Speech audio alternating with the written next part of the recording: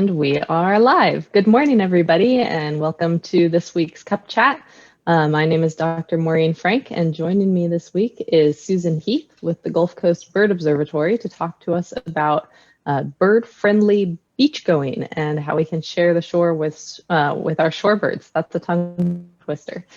Susan, to kick us off, will you just introduce yourself and tell us a little bit about what you do and what the Gulf Coast Bird Observatory does? Sure. I am the Director of Conservation Research at the Gulf Coast Bird Observatory, and we're in Lake Jackson, Texas, which is right along the coast, a little bit south of Houston. And we are a nonprofit organization focused on bird conservation. So we do research, which is what I'm in charge of, but we also do education, and we do land conservation. So I'm in charge of a number of research programs. One of them is for American oyster catchers, which is the bird on the screen behind me, if you can see that. That's a big shorebird. They live out in our bays and on our beaches, and they nest in our bays. And our oyster catchers are non-migratory, but there are some on the Atlantic coast that are migratory. Anyway, so I've been studying them for about 10 years. And then we also monitor black skimmer populations, nesting sites, because their numbers have been declining pretty rapidly. Excuse me, let me get some water. And they also nest in our bays on the islands. And then we have a beach nesting birds project where we monitor some birds that are nesting on beaches. Boy, I got something in my throat. And that's primarily what we're going to talk about today. But then in the winter, we also monitor shorebirds that are spending the winter on our beaches. So we have shorebirds here in Texas all year long. And in the summer, the ones that are here mostly are nesting, and in the winter, we have big populations of birds that are just spending the winter with us, and then they'll go back north to breed. We also have a hawk watch where we count migrating raptors in the fall at Smith Point, which is on the eastern side of Galveston Bay. And what else do I do? I have many things going on. I have a thing called a MODIS network. And MODIS is, I think, Latin for movement. And what that is just an array of antennas all along the coast that are, they're just passive listening for birds that fly within their range that have a specific kind of transmitter on them. And that's a big project that's all over the world, and there are these towers. They're expanding all over the world. Right now, they're mostly in the U.S., but they are expanding to cover the world at migration choke points where birds are. A lot of birds are migrating through. So the Texas coast is a really important migratory corridor for birds in the spring and the fall. So we have 15 of those towers along the Texas coast that we maintain. And then I've had a couple other projects. I have another project right now, loggerhead shrikes, which is a small they're a songbird, but they act more like a raptor because they eat live prey. They're black and white and gray, and you've probably seen one if you've been paying attention when you're driving around. They're pretty common still here in Texas, but their populations are in big trouble in the eastern U.S. So we're doing a wintering study on them to see what kind of habitat criteria they need. And I think that's, I have some other things going on, but that's probably enough I could talk the whole 30 minutes just about all our projects. So I'm not really sure how you are managing a lot of different projects, and you probably should stop because you've mentioned at least 4 things that are super interesting to me. So if you're not careful, you're going to get yourself invited back to talk about more things. Well, that's okay.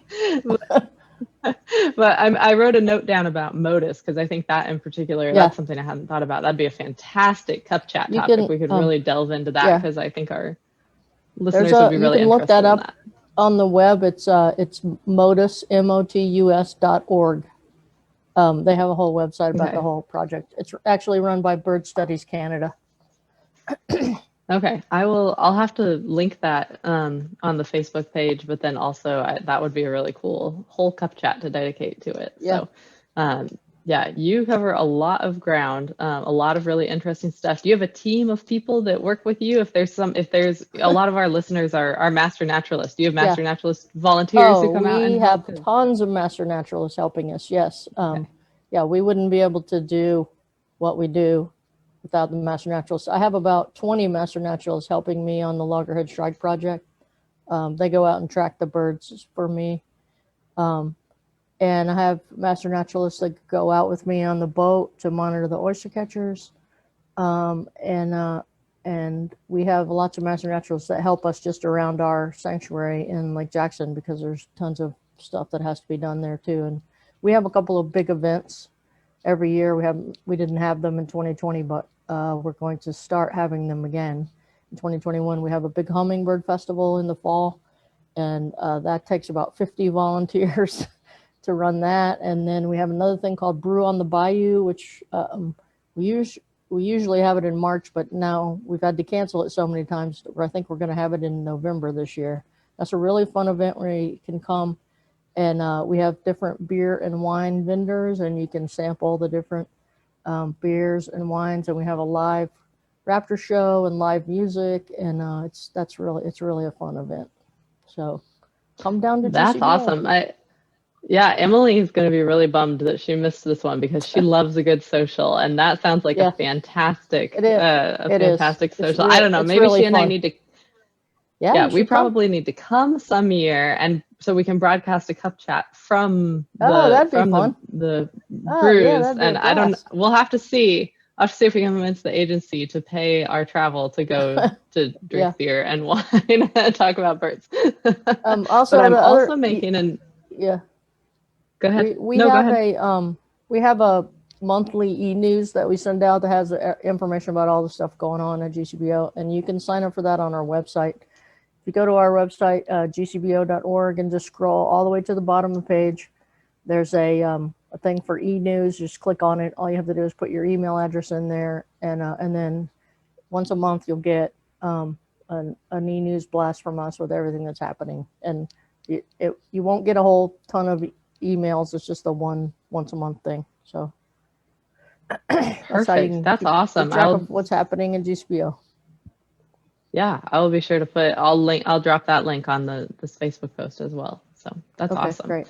Okay, well, let's talk a little bit about our bird-friendly beach going. Why is this time of year in particular a time to think about watching out for shorebirds when you go to the beach? Well, a lot of the shorebirds that are here at this time of year are nesting, and some of them nest right on the beach. It's not really apparent that they're nesting because they're pretty secretive and sneaky about it because they don't want you to know that's what they're doing. But we have a shorebird called a Wilson's plover, and they nest right at the edge of the dunes in the sand.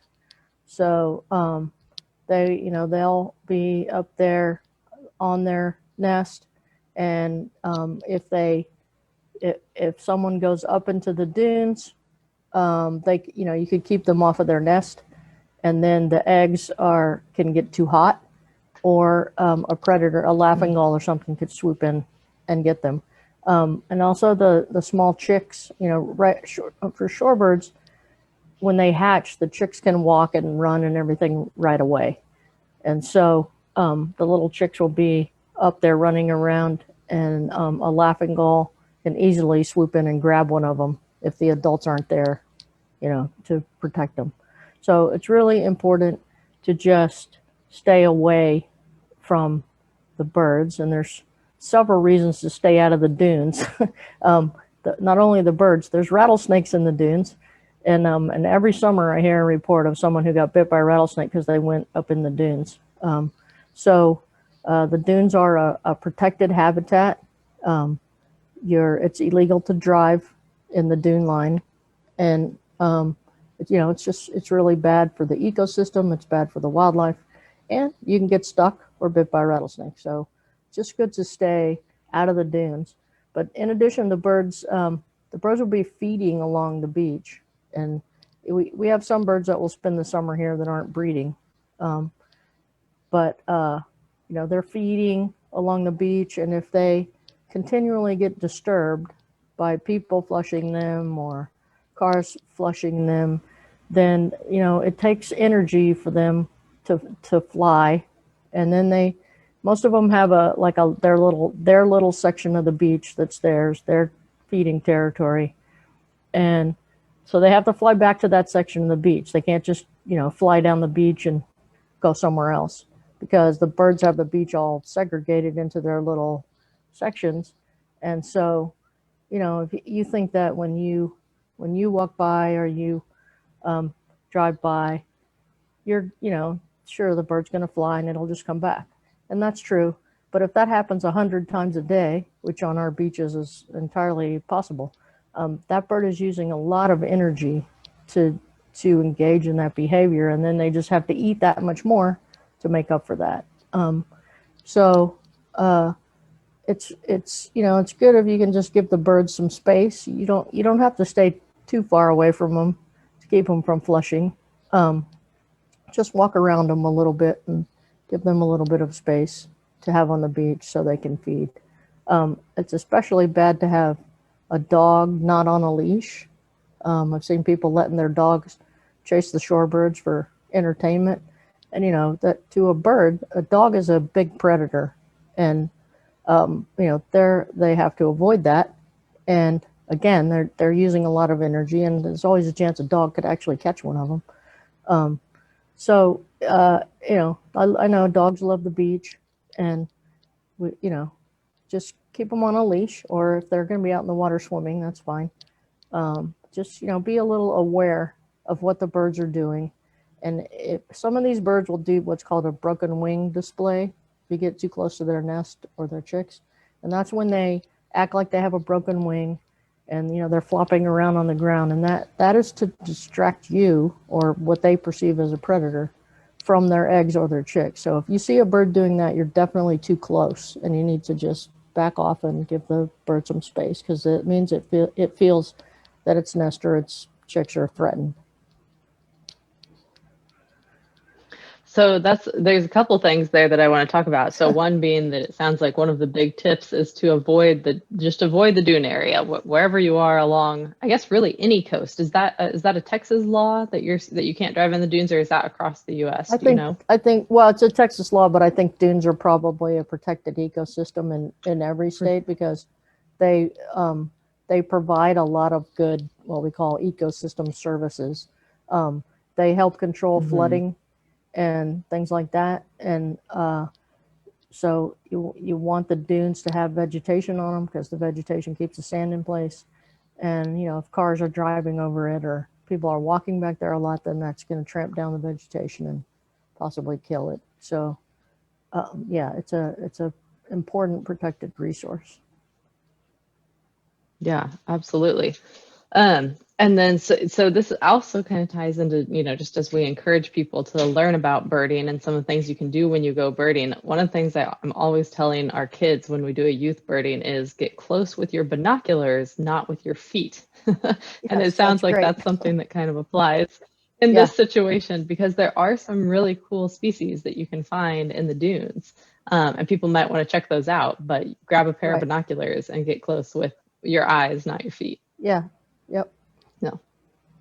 Okay, so we've got don't drive on the dunes, or sorry, did you have something to add? No, go ahead. Okay, so we've got don't drive in the dunes, or don't walk in the dunes, especially because there's rattlesnakes, which is, I didn't realize that rattlesnakes were that common in the dunes, so that's good to know. They're very common. And then and don't let your dogs run off leash. Are there any other tips that you wanted to share for helping people be kind of bird-friendly beachgoers? Yeah, pick up your trash. Don't leave your trash on the beach. It confuses me why people think the beach is a trash can.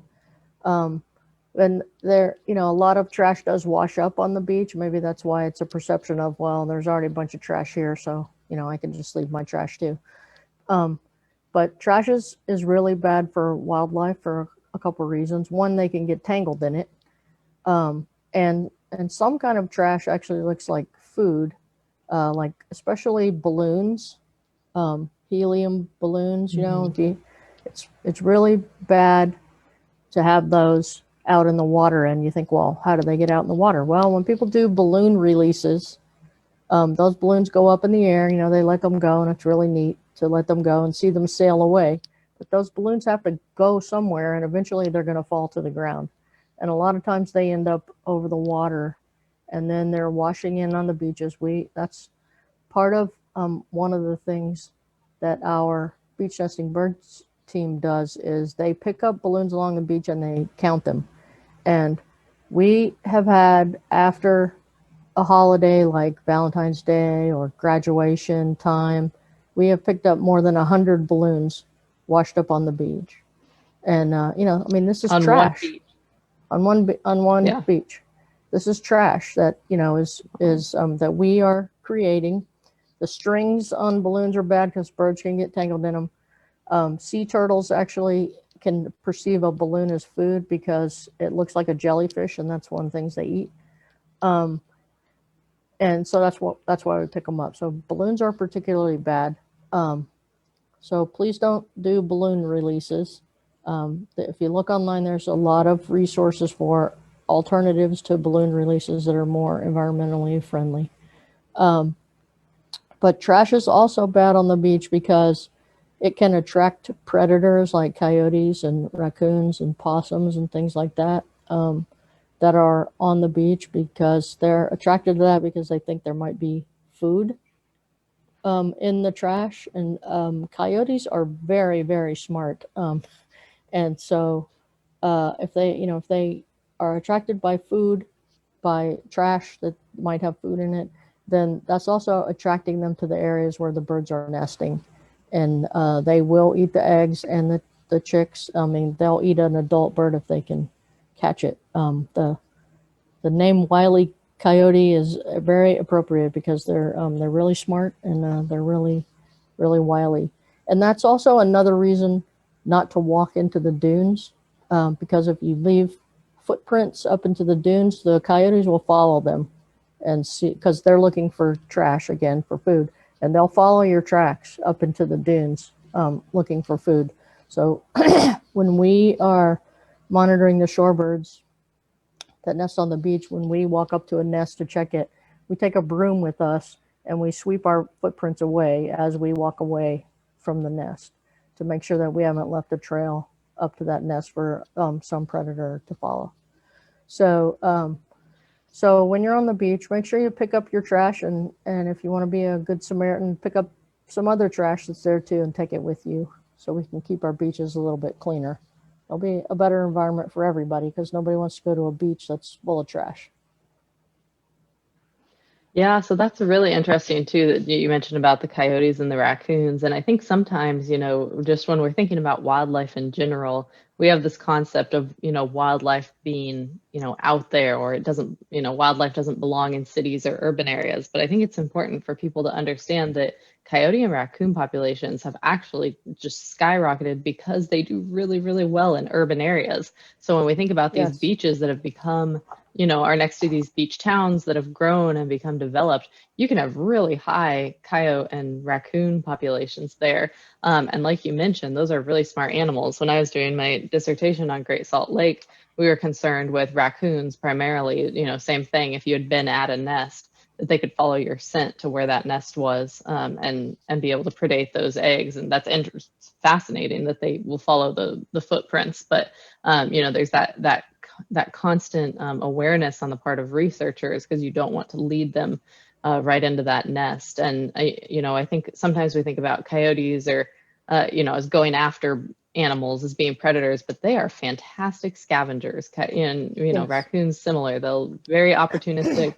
They eat just about anything. And when it comes to a nest of eggs have no defenses. They're not going anywhere. And so it's very easy for a coyote to come in and pick that up. So I think that's a great point, that you don't want to make that a favorable habitat for coyotes or raccoons to come in and get those eggs.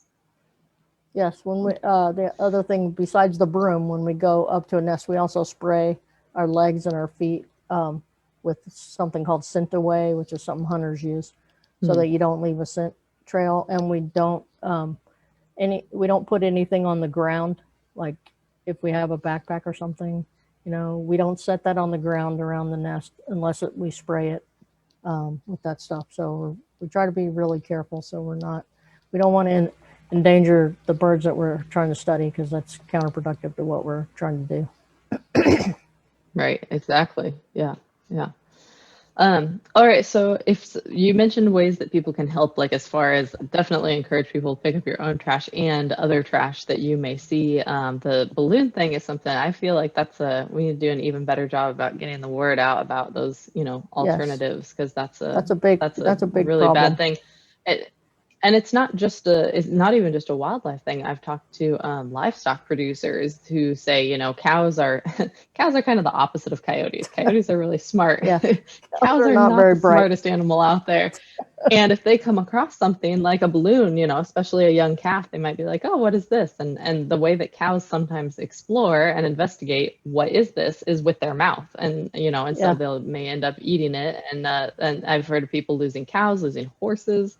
And so it's a big concern, when it comes to balloons being very dangerous for livestock and wildlife. So, okay, so we talked about kind of those ways to help, but a lot of times people want to help, and you mentioned volunteer opportunities, and that's a way that people can help. But sometimes somebody's just out on the beach and they want to help because they see, for example, a stranded egg, an egg by itself, or a chick by itself. What should somebody do in that situation so that they can help?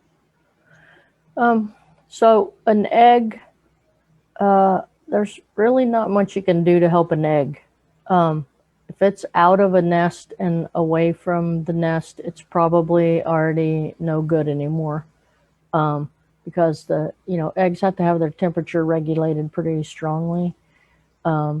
So it's either been abandoned, or we have this little tern called a least tern, and they'll nest along the beach in seemingly very unlikely places.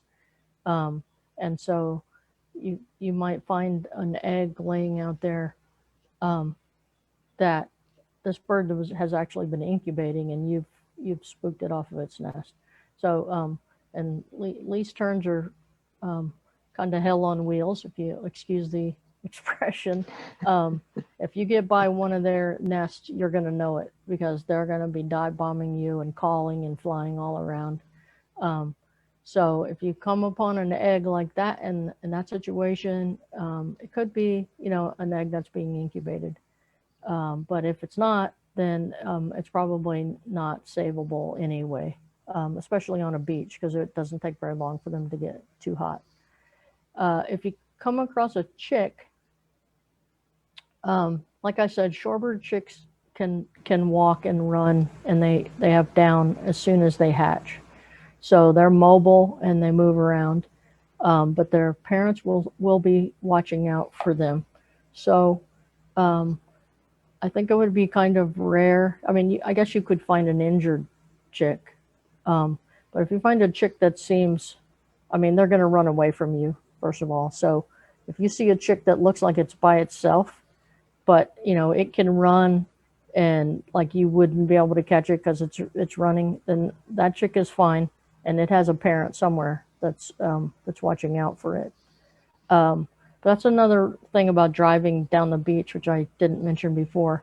A lot of times these birds will try to hide in the ruts in the sand on the beach, and we have found chicks that have been run over because they were hiding in the sand and somebody was driving really fast down the beach and they just ran over them, because you can't see them. They're very well camouflaged. Plus, they're really small. So that's another reason to go slow when driving down the beach, to make sure you give the birds time to get out of the way. But if you do find an injured chick or an injured bird or animal of any type, then the best thing to do is first be careful, because some of these birds are dangerous. They can hurt you, they can bite you, they can stab you with their bill.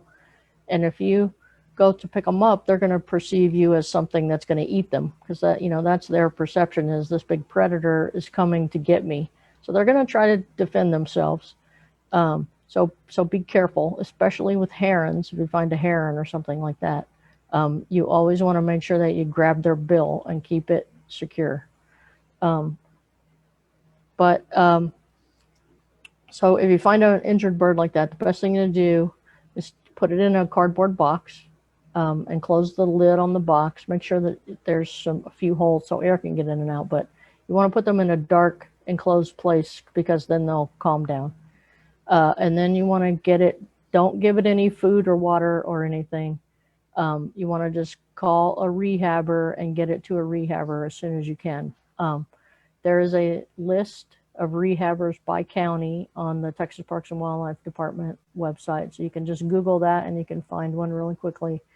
Call them and ask them, explain the situation and ask them what you can do. A lot of times they'll come and meet you somewhere to get the animal, or they have people that will, that do that for them. So I've never found a rehabber that wouldn't go out of their way to try to help an animal that's in distress. And I've rescued a lot of animals. Just the other day, we found a baby possum at GCBO. It was like the size of a mouse. I haven't ever seen one this small. I don't know. It must have fallen out of its mom's pouch. I'm not sure, but it was the cutest little thing. So we put it in a box, and I called we have a really good rehabber in our area here. I called them and they came and got it. And so hopefully that little guy will make it. Another part of trash that I forgot to mention is fishing line. Fishing line is so dangerous for birds. I can't tell you how many birds I have found entangled in fishing line. How many dead birds, because they get tangled in fishing line. They can't fly to feed, or they can't walk, or they're attached to a bush or something and they starve to death. It's just a horrible way to die. And I've rescued many birds that were entangled in fishing line. So if you fish, please don't leave fishing line out there. And if you are somewhere and you see fishing line laying around, please pick it up and put it in a trash bin. Or a lot of places have fishing line recycling bins. You can put it in there and it'll get recycled. Fishing line it's really so bad for wildlife. So if we can all do our part and pick up fishing line wherever we see it, we can really help animals a lot. Yeah, that's a great one to point out. I've seen a skeleton of a bird that, had been trapped in a fishing line, and you realize, man, it just died there, stuck in the fishing line, like you said. Yeah, That would they just starved to death. It's a horrible way to go. Yeah, that's awful. So I want to point out something real quick for all of our observers, though, for all of our watchers today.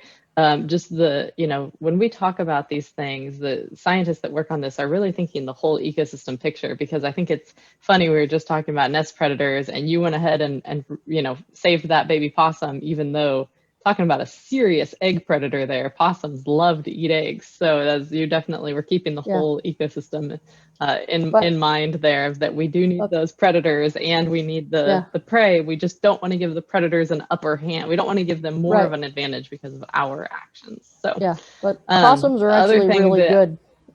Possums are also very good because they eat ticks.